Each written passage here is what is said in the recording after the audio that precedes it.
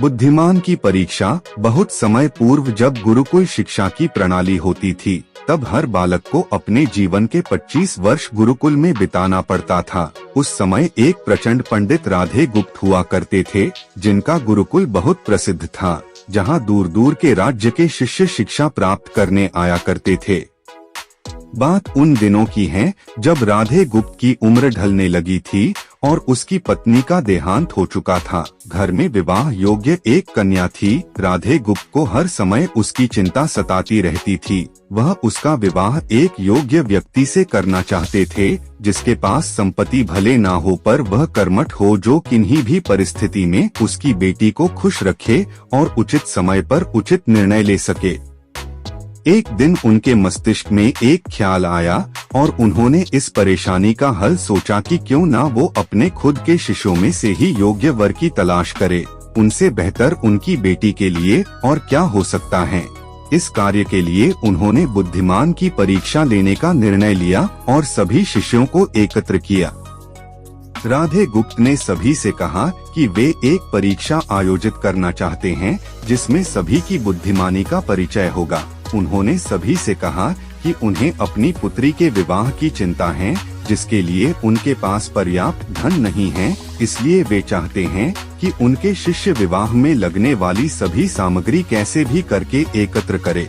भले उसके लिए उन्हें चोरी का रास्ता चुनना पड़े, लेकिन उन्हें चोरी करता कोई भी देख ना सके। इसी एक शर्त का पालन सभी को करना है।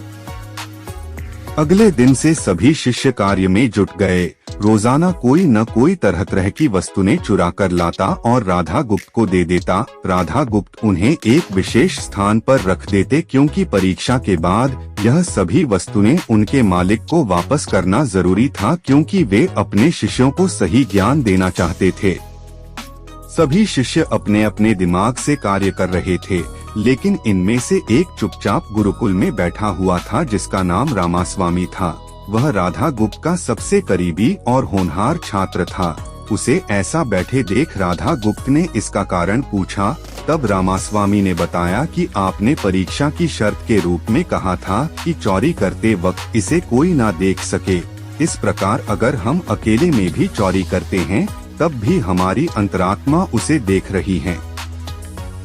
हम खुद से उसे नहीं छिपा सकते।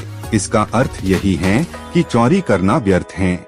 उसकी यह बात सुन राधा गुप्त के चेहरे पर खुशी छा जाती है।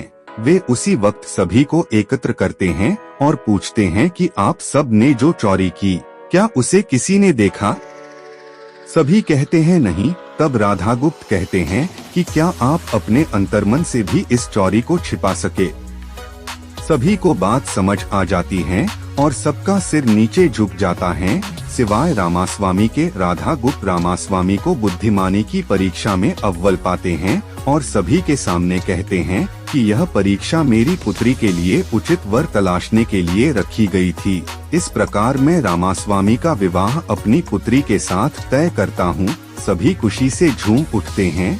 साथ ही चुराई हुई हर एक वस्तु को उसके मालिक को सौंप विनम्रता से सभी से क्षमा मांगते हैं। कहानी की शिक्षा। बुद्धिमानी की परीक्षा से यही शिक्षा मिलती है कि कोई भी कार्य अंतर्मन से छिपा नहीं रहता और अंतर्मन ही मनुष्य को सही राह दिखाता है। इसलिए मनुष्य को किसी भी कार्य के सही गलत के लिए अपने मन को टटोलना सबसे जरूरी है। आज मनुष्य ने अंतरात्मा की आवाज सुनना बंद कर दिया है, इसलिए ही वो गलत रास्ते पर जा रहा है। हमारी अंतरात्मा कभी हमें गलत राह नहीं दिखाती। यह जरूर है कि मन की आवाज हमें वो करने की सलाह देती है जिसे दिमाग कभी स्वीकार नहीं करता, क्योंकि दिमाग सदैव स्वहित में कार्य करता है और मन हमें सही और गलत का परिचय करवाता है। यह सही गलत का परिचय ही हमें सदैव बुराई से दूर रखता है। किसी भी कार्य के पहले हमें मन की आवाज जरूर सुनना चाहिए।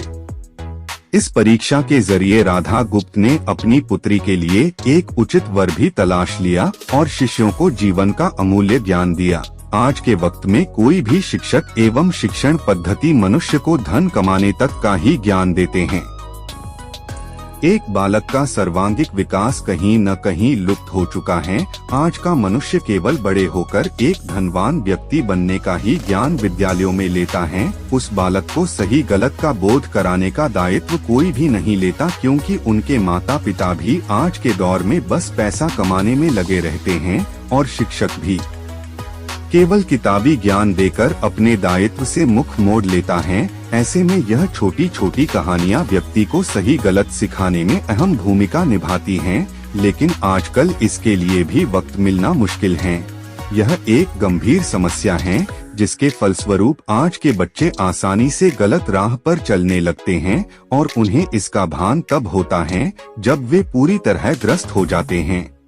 जरूरी है कि हम सभी आज की पीढ़ी को ज्ञानवर्धक बातें भी सिखाएं।